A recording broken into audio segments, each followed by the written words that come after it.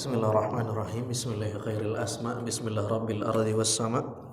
Bismillahilladzi la yadurru ma ismihi syai'un fil ardi wala fis sama. Bapak-bapak, ibu-ibu, jamaah ba'da salat maghrib yang dimuliakan Allah semuanya. Assalamualaikum warahmatullahi wabarakatuh. Apa kabar? Sehat? Alhamdulillah. Allahumma rzuqna al-ikhlasa fin niyyati wal qawli wal amal.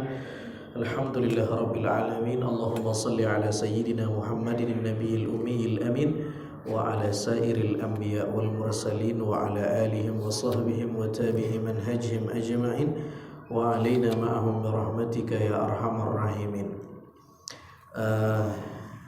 Terima kasih. Bapak-bapak, kita awali Al-Fatihah untuk keluarga kita, diri kita, guru-guru kita, orang tua kita, bil khusus kepada muallif pengarang kitab ini, Sayyid Abdullah bin Alawi Al-Haddad qaddasallahu ruhah wa nawwara darihah. Al-Fatihah. A'udzubillahi minasyaitonir rajim. Bismillahirrahmanirrahim. Alhamdulillahi rabbil alamin arrahmanir rahim maliki yaumiddin iyyaka na'budu wa iyyaka nasta'in ihdinas siratal mustaqim siratal ladzina an'amta 'alaihim ghairil maghdubi 'alaihim waladdallin. Saya pengen review sedikit kajian kita di bulan yang lalu. Di edisi pertemuan yang lalu kita membahas kitab Risalatul Mu'awanah sampai pada bab muraqabah. Apa itu muraqabah? Muraqabah itu adalah consciousness atau kesadaran dalam diri kita bahwa Allah mengawasi kita, mengintai kita, dekat bersama dengan kita, mengetahui apa yang terdengar, bahkan yang tidak terdengar oleh telinga kita, yang terlintas di benak pikiran kita, di hati kita.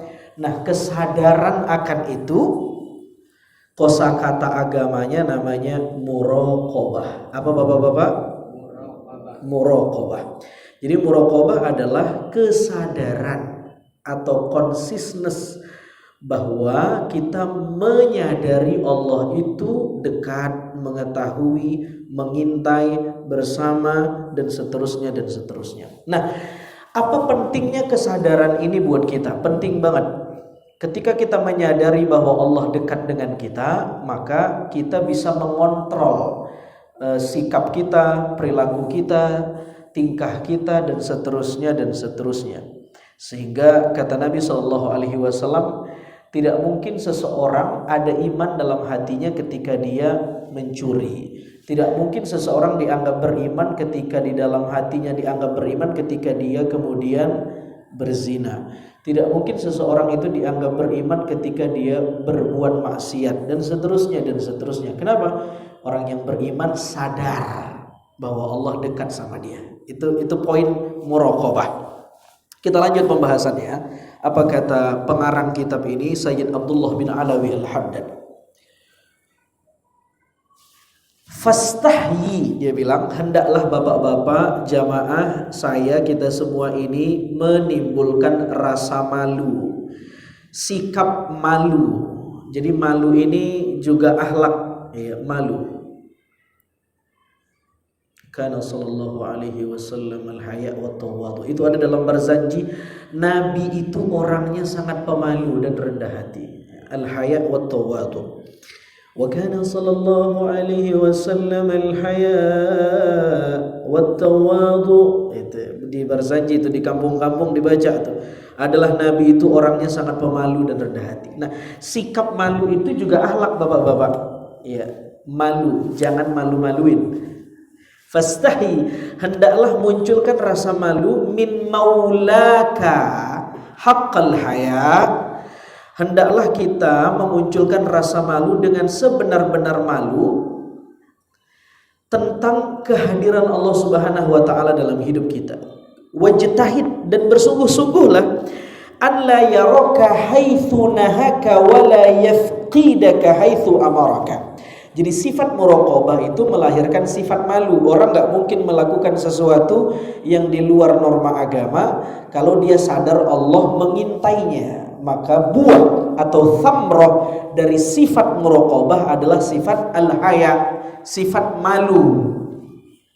Sifat malu. Dan kata beliau, wajtahid, bersungguh-sungguhlah, an la yaraka haitsu nahaka wa la yafqidaka haitsu amaraka. Jangan sampai ketika Allah menyuruh kita untuk melakukan sesuatu, kita absen. Sementara ketika Allah melarang kita untuk melakukan sesuatu, kita hadir. Paham gak kira-kira nih? Assalamualaikum. Assalamualaikum.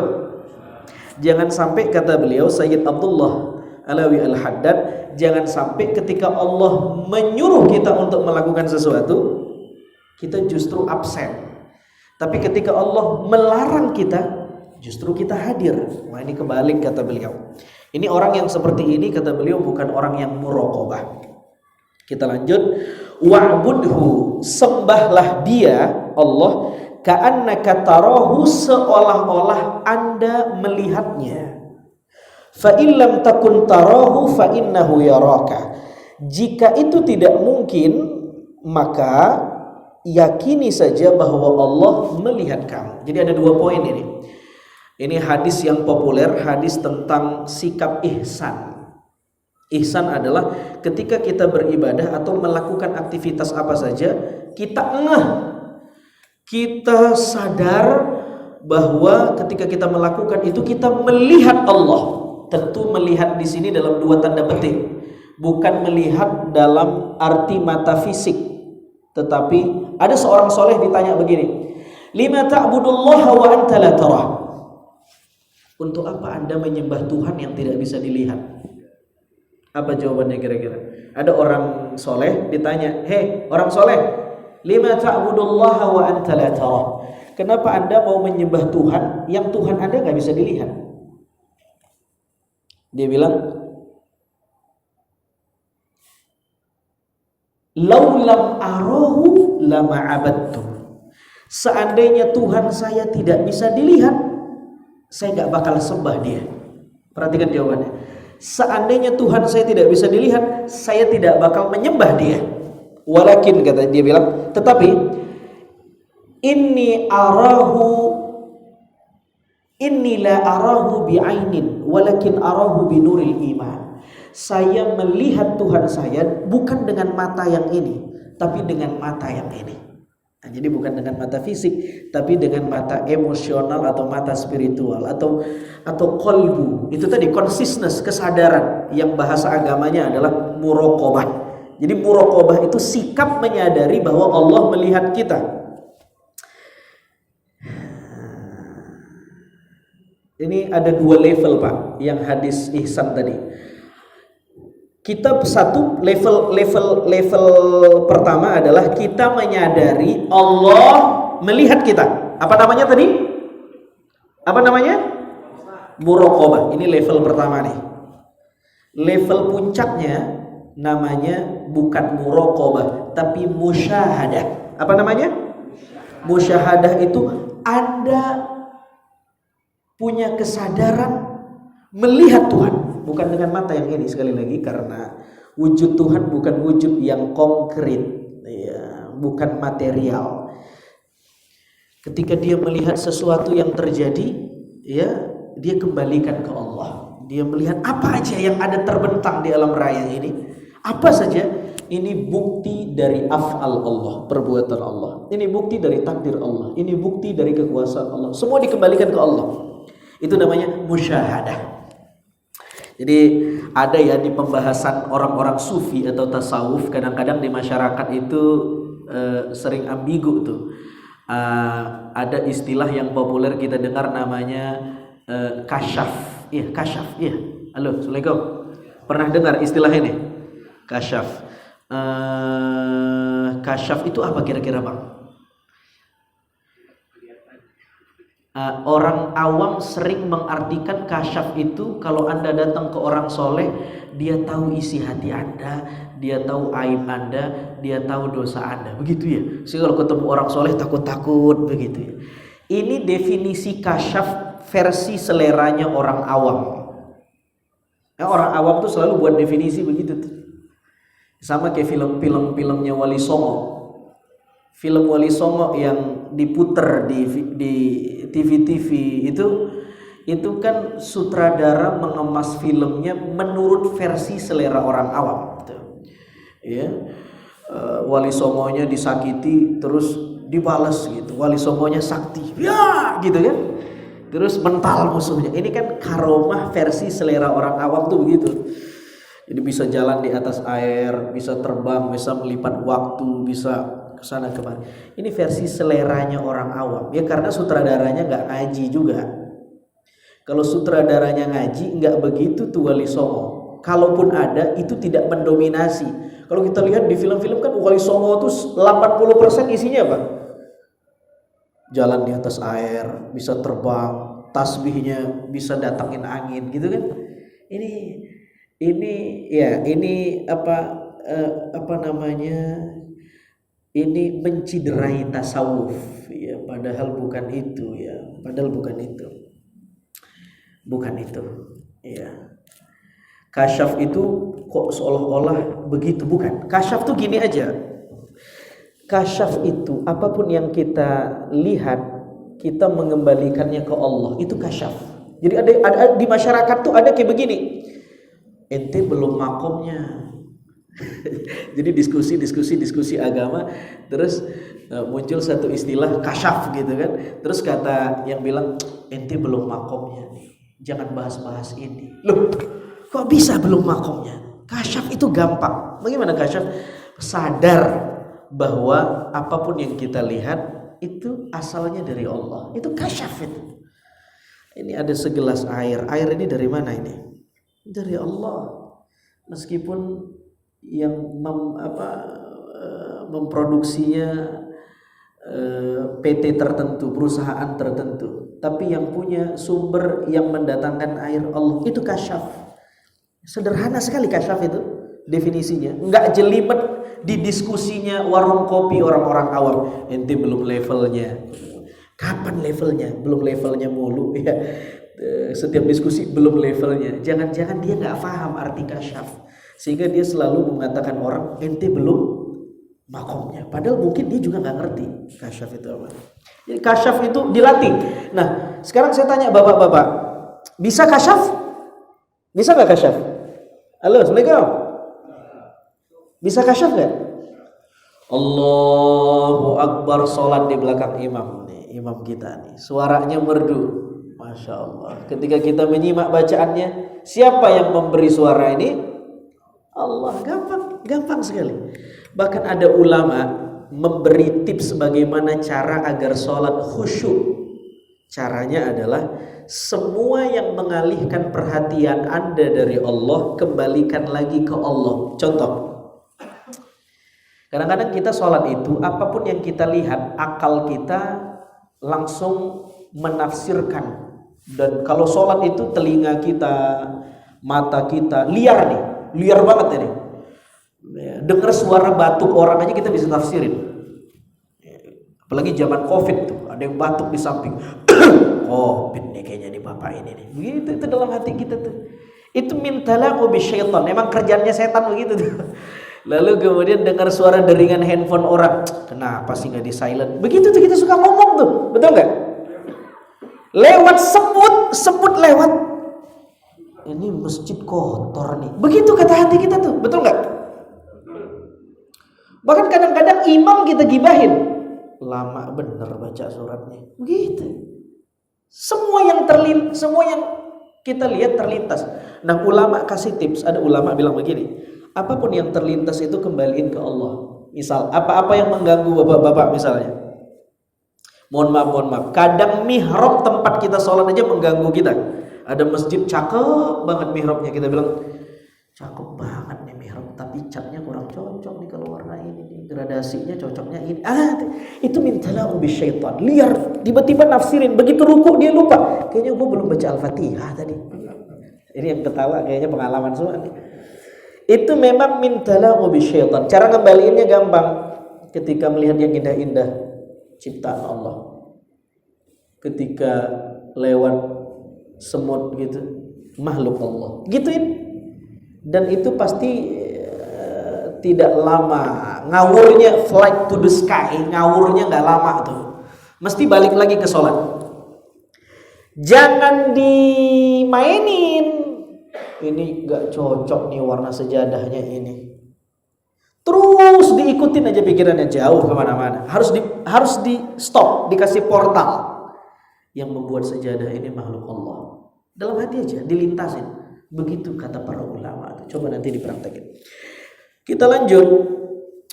Itu ya. Jadi ada muraqabah, ada musyahadah. Musyahadah ini level yang paling puncak. Wa mata ra'aita nafsaka takasulan an ta'atihi aw mailan ila ma'siyatihi.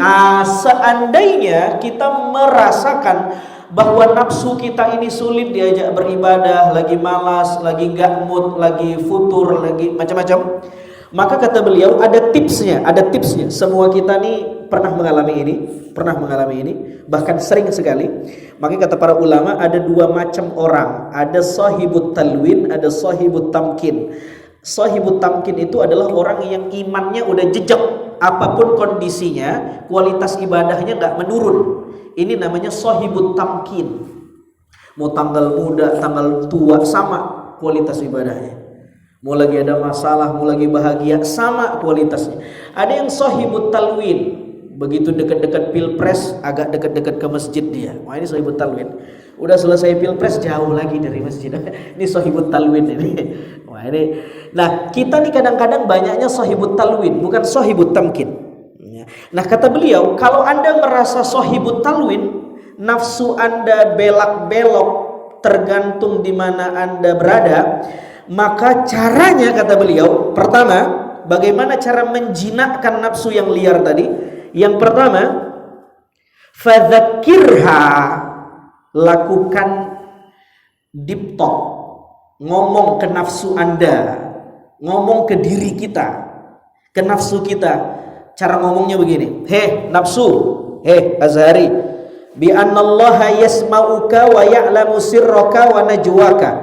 Allah itu tahu, dia mendengar bisikan hati kamu, dia tahu maunya kamu, dia tahu di saat kamu sendirian pengennya apa. Gitu ngomong sama diri kita. Nggak perlu bahasa Arab, Pak, bahasa Indonesia aja. Beliau ngasih tahu begini. Jadi kalau kita lagi malas beribadah, ajak diri kita ngomong, self talk kata anak milenial, ngomong sama diri sendiri. Itu fadzakirha, cara ngomongnya, Azhari, kamu tahu nggak, Allah tuh tahu isi hati kamu. Begitu cara membangun kesadaran itu. Yang kedua, fa illam yufidha, kalau enggak mempan, kalau tidak mujarab, kalau tidak ampuh, maka cara yang kedua kata beliau, fa illam yufidha. Jadi yang pertama tadi diulang, apa tadi tipsnya kalau kita lagi malas? Mukhalafatun nafas, konfrontatif terhadap nafsu. Nafsu pengennya nggak sholat, hei Azhari sholat, begitu ngomong sama nafsu. Nafsu pengennya ngomongin orang, ngomong sama nafsu, jangan gitu. Namanya mukhalafatun nafas, konfrontatif sama nafsu. Jangan diturutin. Nafsu itu kata para ulama kayak bayi. Bayi itu kalau nggak disapih, ampe bangkotan dia nyusu. Bayi itu, bapak ampe bangkotan begini nyusu nggak, Pak? Hah? Padahal udah disapih ya. Jadi nafsu kalau nggak disapih, ampe tua dia nyusu. Jadi caranya biar dia nggak nyusu, disapih, dipuasain. Dilatih, awalnya nangis, sakit, ibunya nggak kuat ngelihat anaknya, lama-lama anaknya biasa nggak nyusu. Begitulah nafsu. Ini nafsu kalau kita piara, kita iyain, makin lama makin gede dia. Begitu kita sapi, awalnya nangis, sakit, capek, nggak kuat, tapi lama-lama dia terbiasa. Nah, yang kedua, fa illam yufidha, kalau itu nggak ampuh, nggak mujarab, nggak berhasil, maka fa illam yufidha hadza dzikru likusuri ma'rifatiha bi jalalillahi ta'ala fadhkur laha makanal malakaini al-karimaini alladzaini yaktubani al-hasanati wa sayyi'at. Ingati diri Anda tentang keberadaan dua sosok malaikat yang selalu lengket, melekat, nempel di diri kita. Watlu 'alaiha, bacakan ayatnya kepada diri Anda. Kata beliau nih, apa ayatnya? إذ يتلقى المتلقيان عن اليمين وعن الشمال قعيد ما يلفظ من قول إلا لديه رقيب عتيد إذ يتلقى المتلقيان عن اليمين وعن الشمال قعيد. Ada dua malaikat yang tugasnya, job desk-nya cuman nyatetin apa yang sedang kita lakukan. Satu di kanan kita, satu di kiri kita. Dua malaikat ini ma yalfidhu min qaulin illa ladaihi raqibun atid. Apapun yang kita omongin, di sini kata Al-Qur'an dia tidak mengatakan begini. Ma yalfidhu minal qauli, bukan. Yang dia katakan ma yalfidhu min qaulin, nakirah. Bukan ma'rifat. Kalau kita belajar grammar bahasa Arab, ini min qaulin ini maknanya berarti semua omongan, bahkan omongan sekecil apapun, dua malaikat ini tahu. Jadi bukan cuma omongan yang gede-gede aja, yang suaranya kedengaran, bukan. Yang kecil-kecil, yang subtil-subtil, bahkan yang terlintas dalam benak kita, dua malaikat ini tahu. Ma yalfidhu min qaulin illa ladaihi raqibun atid. Siapa nama malaikat itu? Ini ada banyak penafsiran ya. Ada yang bilang namanya Raqib dan Atid. Tapi penafsiran berikutnya mengatakan Raqib dan Atid itu bukan nama, tapi job desk-nya. Jadi sama kayak Fir'aun. Fir'aun itu bukan nama, tapi nama jabatannya. Presiden gitu. Namanya siapa kira-kira? Ya terserah ya. Siapa aja yang terpilih nanti. Tapi jabatannya siapa? Presiden. Kira-kira itu. Jabatannya apa? Fir'aun. Namanya banyak. Fir'aun itu banyak. Nah, Raqib Atid ini bukan nama. Bukan nama malaikat. Tapi nama tugas. Tugasnya Raqibun Atidun. Raqib itu artinya orang yang mengawasi dan nempel dengan kita. Atid artinya yang stay, yang tidak pernah absen, yang tidak pernah alfa, tidak pernah ngantuk, enggak pernah lupa. Itu namanya Raqibun Atidun. Bayangkan tuh, ada pengawas yang sifat pengawas itu dekat dan enggak pernah absen. Ini nih luar biasa tuh. Raqibun Atid ya. Fa illam tata'athar. Jadi yang pertama ngomong sama nafsu, ingat-ingat nafsu, jangan begitu ya. Kalau nggak mempan juga, nggak mujarab juga, bilang ke diri kita, ingat ada dua malaikat yang Allah tugaskan mencatat dirimu. Azhari. Nggak berpengaruh juga, maka yang ketiga, fa illam tata'athar bihadza tadhkir fadhkur laha qurbal maut. Kalau tidak juga berhasil, maka cara yang ketiga, kalau kita lagi malas beribadah supaya bisa jadi semangat lagi, ingat-ingat mati. Qurbal maut, ingat-ingat mati. Rabitatul maut atau zikrul maut. Nah, penting nih ingat mati ini. Kenapa? Wa annahu aqrab ghaibin yuntazar. Mati ini adalah perkara yang paling dekat dengan diri kita dan yang paling ditunggu-tunggu dan yang ditakuti banyak orang. Ya. Ingat mati ini penting ya. Saya sering bilang tuh ke jamaah, coba sesekali kita bukan hanya ziarah kubur, tapi datang ke rumah sakit. Ya, kalau ada saudara yang di penjara, sesekali besuk, lihat kondisi sel itu gimana, itu biar kita tahu betapa nikmatnya hidup ya. Bagaimana kalau ada orang di Nusa Kambangan, besok jadwalnya, malam ini jadwalnya jam 9 dieksekusi, kira-kira gimana tuh? Masih lapar gak? Masih mau makan gak kira-kira? Abang kalau jam 9 ini mati nih di Nusa Kambangan, kira-kira bagaimana? Kata sipirnya, apa permintaan terakhir pak? Apa permintaan terakhir? Apa antum jawab? Kawin lagi. Jangan. Beribadah ya. Kira-kira ibadahnya khusyuk nggak itu? Bukan main. Iya nggak? Ingat mati. Ini udah mau mati nih jam 9. Mau mati. Makanya kata Nabi, idza qumta fi shalatik, kalau kamu mau sholat supaya sholatmu nikmat kata Nabi, sholatlah seolah-olah itu sholat terakhir kamu. Itu sholat terakhir kamu. Ini maghrib saya masih ketemu, isya jangan-jangan saya udah nggak ada. Gitu. Nabi itu yang nyuruh. Biar kita nggak asal gitu sholatnya tuh. Nah, kenapa kita pede melakukan sesuatu yang dilarang sama agama?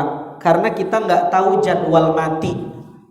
Kalaulah kita tahu jadwal mati, Allah. Kalau kita tahu jadwal kita mati, ada. Nah, coba gimana tuh? Soleh semua kita nih. Ya. Saya mungkin kalau saya tahu jadwal saya mati, saya nggak terima nih ceramah. Ngapain lagi? Saya udah siap-siap aja tuh itikaf sendiri. Udah nggak mau penin jamaah nih, ngapain nih? Udah mau mati ini. Masih terima jadwal aja. Udah nggak terima, udah tutup. Kenapa? Fokus buat pulang. Nah, kenapa kita pede melakukan apapun lupa begitu? Karena kita nggak tahu jadwal mati. Jadi kita tuh pede aja. Jadi ingat mati itu penting. Ya, ziarah kubur itu penting tuh, ziarah kubur tuh. Kalau ada orang mati takziah, datang. Ya. Bahkan sekedar menyaksikan pun nggak apa-apa, karena ada ibrah ruhiyah di situ, ada pelajaran penting buat rohani kita di situ. Ya, datang.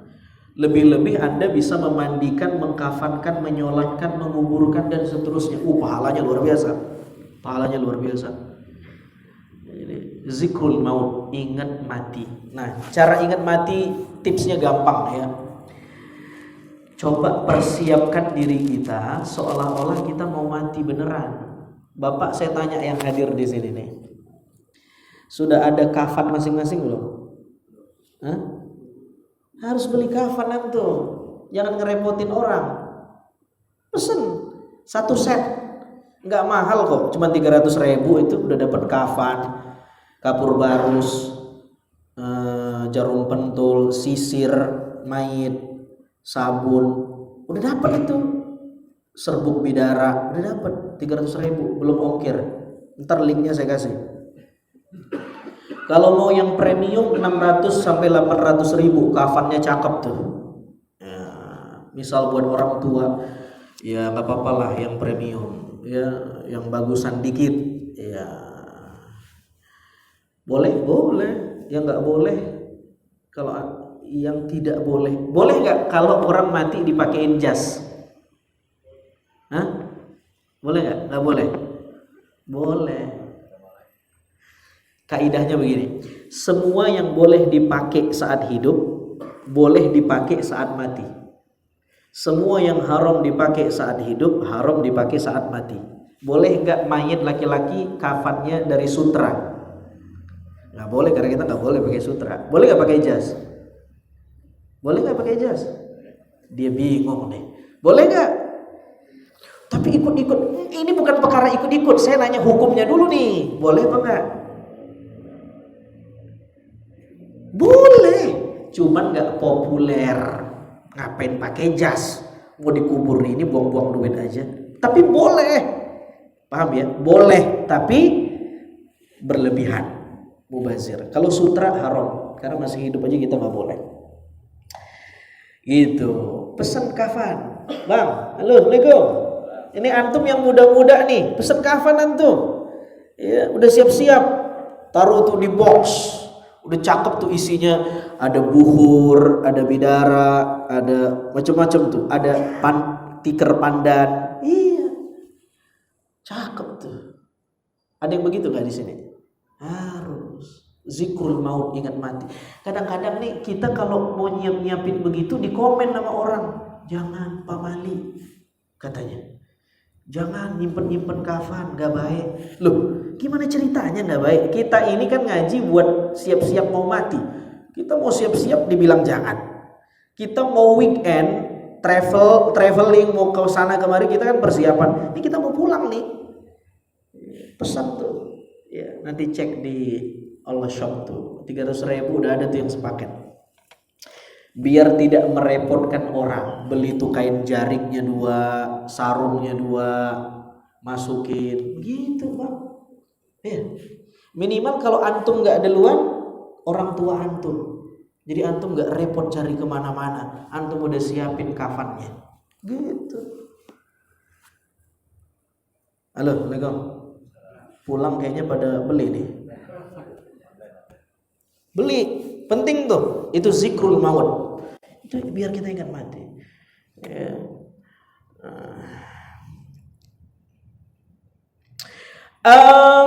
Wa khawwifha bihujumihi ala ghairika. Ingetin diri kita tentang sifat mati yang sifatnya ini hujum. Hujum itu datang mendadak, suka tiba-tiba. Mati itu suka mendadak tiba-tiba. Karena itu bersiap-siaplah. Ya, dia tidak berdasarkan abjad. Mati tidak berdasarkan abjad. Kalau berdasarkan abjad, bahaya saya. Azhari. Malaikat datang, ada Azhari dari A. Saya bilang, oh enggak, saya ada Muhammadnya dari M. agak di cancel dikit jadwalnya ini. Jadi begitu. Wa annahu ma tanazala biha wa hiya ala halatin ghairi maradiyatin tanqalibu bi khusranin la akhira lahu. Apa penting kita ingat mati supaya kita semangat beribadah? Karena kata beliau, bilang ke diri Anda, hei Azhari, kalau Anda mati dalam keadaan bermaksiat, maka Anda adalah orang yang paling merugi dan kerugian yang Anda dapatkan tidak ada ujungnya. Karena begitu Anda mati dan posisi Anda lagi tidak baik, udah selesai. Gak bisa balik lagi. Itu pentingnya kata beliau. Gak bisa balik lagi. Mati, ya. Gak bisa balik lagi. Bi khusranin la akhiralah. Ya. Wa annahu mata nazala biha wa ala halatin ghairi maradiyatin tanqalibu bi khusranin la akhiralah. Karena orang mati itu sebagaimana kebiasaannya. Begitu kata sebuah riwayat.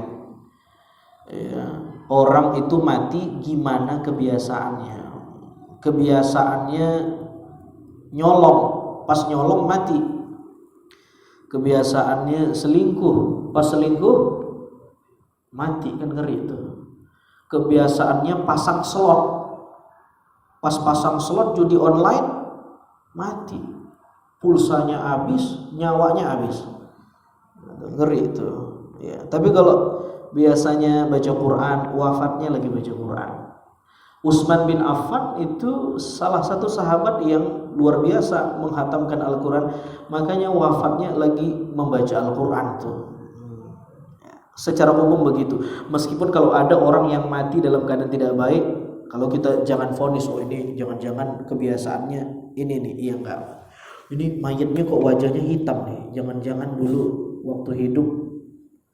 Nah, jangan. Itu bukan tugas kita. Ada orang yang matinya itu memang karena penyakit, wajahnya hitam, jantungnya, pembuluh darahnya pecah. Orang yang sakit jantung mati wajahnya hitam bukan karena dosa tapi karena penyakit.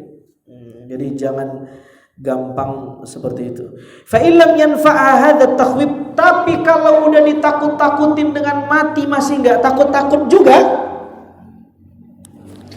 Fadhkur, yang keempat, fadhkur laha ma wa'adallahu bihi man ata'ahu minas thawabil azim wa ma tawa'ada bihi man asahu minal adzabil alim. Ingetin dia tentang ganjaran dan hukuman dari Allah. Kalau Anda berbuat baik diganjar sama yang baik, kalau Anda berbuat buruk akibatnya juga buruk. Ingetin, kata beliau.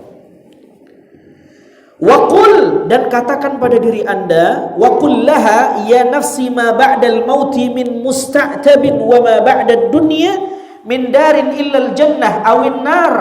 Hei Azhari, setelah kamu mati, kamu gak bisa lagi minta maaf sama orang, gak bisa lagi minta ampun sama Allah. Dan setelah kamu mati, tidak ada pilihan tempat tinggal kecuali dua, neraka atau surga. Illal jannah awin nar fakhtari li nafsik. Karena itu pilihlah in syi'ti ta'atan takunu akibatuha al-fawza war-ridwan wal khulud fi fasihil jinan wan nazar ila wajhil karimil mannan. Kalau Anda mau mendapatkan pahala yang luar biasa, keridhaan Allah, lalu kemudian kekal di surga, bisa melihat ru'yatullah, maka berbuat baiklah. Wa in syi'ti ma'siyatan yakunu akhiruha al-hizya. Tapi kalau kamu mau dapat hasil yang enggak baik, kesengsaraan, wal hawan, kehinaan, was-suhta, kemurkaan Tuhan, wal hirman, wal habsa baina tabaqatin niran, dan ujung-ujungnya neraka, maka pilihlah yang buruk-buruk, kamu nanti akan dapat hasilnya. Begitu, Pak. Tapi ini kadang-kadang kita kalau bicara surga dan neraka, karena sifatnya imateri, tidak terlihat, apalagi sifatnya ghaibiyat, sam'iyat, sesuatu yang masa depan. Kayaknya kalau model-model orang kayak kita dinasehatin sama neraka surga, kayaknya nggak mempan kayaknya, karena nggak kelihatan. Tapi begitu dikasih penyakit, kita baru. Ada orang berbuat zina, dinasehati, jangan zina, bahaya. Jangan zina, bahaya. Bertobatlah, wala taqrabuz zina. Dia hafal tuh kadang-kadang ayatnya, dia tahu tuh tausiah ustaz tuh, tapi dia tetap lakuin. Begitu dia kena HIV, baru dia tobat. Kenapa? Karena HIV kelihatan, bisa diukur secara sains dan medis. Begitu surga neraka nggak ada alat ukurnya, nanti jatuhnya. Kadang-kadang makanya ya, harus kombinasi nih, medis sama ustadz harus kombinasi. Nah, ini bahayanya nih kalau Anda seks bebas. Jadi nggak bawa ayat dulu nih. Ini nih ada HIV, ada penyakit kelamin, ada ini, dan sekarang angkanya luar biasa, Pak. Nah, ini nih, kamu mau kayak gini, mau mati cepat nih, orang baru takut. Begitu diingatin sama neraka surga, orang nggak takut karena nggak terlihat. Itu level kebanyakan kita gitu kan. Halo, Assalamualaikum. Berapa menit lagi nih? Habis 7 menit. Ada pertanyaan silahkan. Ada pertanyaan Bapak-bapak? Nggih, mangga.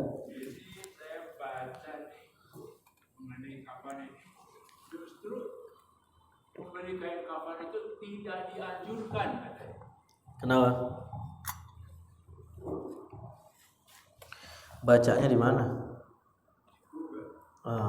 Google nggak ngaji, Pak. Websitenya apa namanya, Pak? Apakah boleh membeli kain kafan untuk diri? Apakah boleh membeli kain kafan untuk diri sendiri? Terdapat dalam kitab Asna al-Muttalib ya. Asna al-Muttalib. Ya, tidak dianjurkan mempersiapkan kafan untuk dirinya kecuali dari sisi kehalalan. Nah, Bapak nggak sampai habis tadi. Kecuali dari sisi kehalalan. Iya, kalau nggak nyolong boleh. Kainnya halal, emang kita beli. Boleh lah, zikrul maut kan tujuannya ingat mati. Bahkan sebagian ada yang nempah nisan, namanya udah ada, tinggal tahun wafatnya yang belum ada. Tapi ya itu maksud saya terlalu kalau itu menurut saya terlalu ini. Iya, tapi kalau kafan sah-sah aja. Karena boleh jadi bukan untuk kita yang wafat, untuk pasangan kita, untuk mertua kita. Kalau nggak boleh, bagaimana yayasan-yayasan kematian itu kan mereka harus stop. Kalau nggak di stop, bagaimana tuh penjual-penjual kafan? Harus stop untuk zikrul maut. Jadi salah satu niatnya adalah untuk mengingat mati, zikrul maut. Ada yang lain barangkali? Bapak-bapak ada pertanyaan? Berapa menit lagi nih? Habis?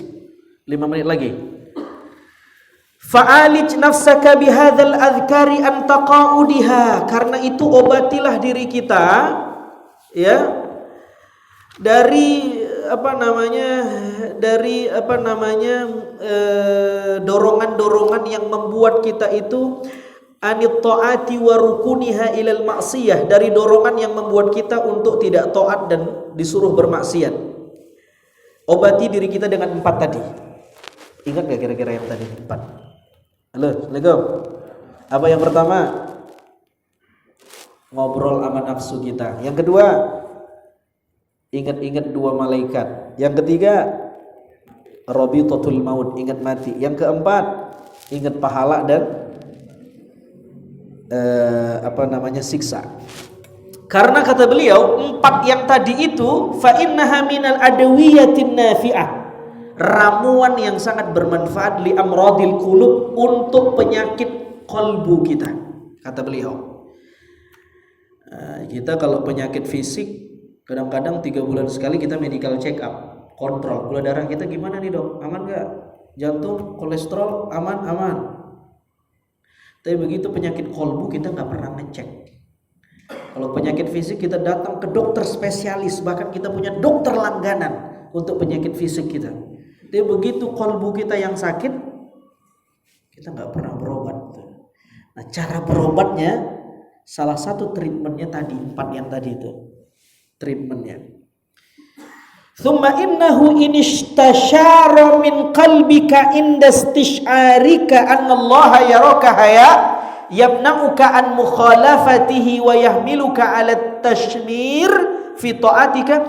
Kalau Anda sudah mulai merasa ada rasa gejolak malu untuk berbuat maksiat, lalu kemudian ada rasa semangat untuk berbuat taat, fa indaka syai'un min haqa'iqil muraqabah, maka ketahuilah, kata beliau, berarti Anda, dalam diri Anda sudah punya benih-benih sifat muraqabah.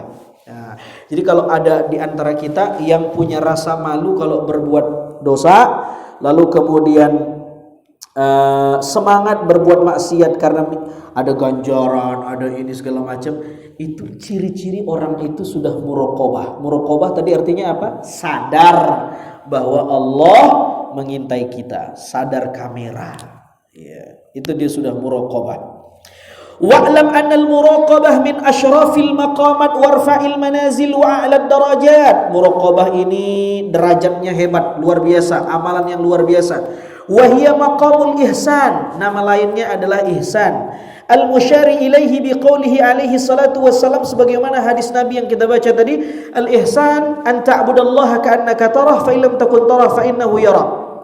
Wa kullu ahadin, kita selesain aja ya sedikit ya. Wa kullu ahadin minal mu'minin yu'minu billahi la yakhfa alaihi syai'un fil ardi wala fis sama'. Orang beriman semestinya dia mengimani bahwa Tuhan yang dia sembah itu mengetahui apapun yang ada di langit dan ada yang di bumi ini, ya. Tidak mungkin Allah luput dari segala sesuatu yang ada di langit dan di bumi. Wa ya'lamu anna Allaha ma'ahu, dan dia mengetahui diri kita aina makana, dimanapun kita berada. La yakhfa alaihi syai'un, tidak mungkin sesuatu pun sekecil apapun luput dari pengetahuan Allah, min harakatihi wa sakanatihi, baik bergerak kita, diam kita, Allah tahu. Walakinna asya'na fi dawami hadzal mashhad wa husuli thamaratihi allati awwaluha an la ya'mala fiha bainahu wa bainallahi 'amalan yastahi an yarahu alaihi rajul minas salihin. Nah, kata beliau, salah satu tips supaya kita muncul sifat muraqabah yang terus-menerus, karena begini, mungkin kita muraqabah di sini karena di masjid vibes-nya cocok, orang soleh semuanya, ada ustadz yang ceramah, lagi ngaji, habis sholat, vibes-nya untuk muraqabah tuh cocok. Begitu kita keluar, hilang semuanya. Nah, gak apa-apa ya, kalau ngaji gak apa-apa lewat dikit ya mas. Saya perlu kasih tahu bapak-bapak juga nih. Ini banyak ustadz buru-buru menyelesaikan kajiannya gara-gara suara ini nih. Gak apa-apa kalau babnya thalabul ilm. Islam mengajarkan kita sholat tepat waktu. Tepat waktu berarti kalau Anda melaksanakan isya sampai jam 3 masih tepat waktu enggak? Waduh ya. Beda tepat waktu sama awal waktu. Jadi nggak apa-apa lewat dikit. Ini nanggung babnya, nanti kita ngulang lagi. Walakinna sya'na fi dawami hadzal jadi kata beliau, kalau mau ada buah muraqabah, beliau bilang coba dimulai dari treatment yang kayak begini. Malu sekiranya kita melakukan sesuatu yang nggak baik, ada orang soleh atau kita ketahuan sama orang lain dosa kita, malu. Gitu dulu munculin. Kalau saya begini nanti orang tahu, malu. Itu dulu kata beliau. Wahada aziz, tapi ini sulit. Biasanya orang takut kalau dia lagi ramai orang. Begitu sendirian, wah dia bebas. Jadi munculin ketika kita sendirian, jangan-jangan ada CCTV. Itu bagian muraqabah. Jangan-jangan ada orang yang tahu. Itu level paling bawah kata beliau. Wa ma wara'ahu a'azzu minhu ila an yasiral 'abdu fi akhiril amri mustaghriqan billahi ta'ala. Kalau dia latih terus, nanti dia akan terupgrade muraqabahnya, naik level. Dia takut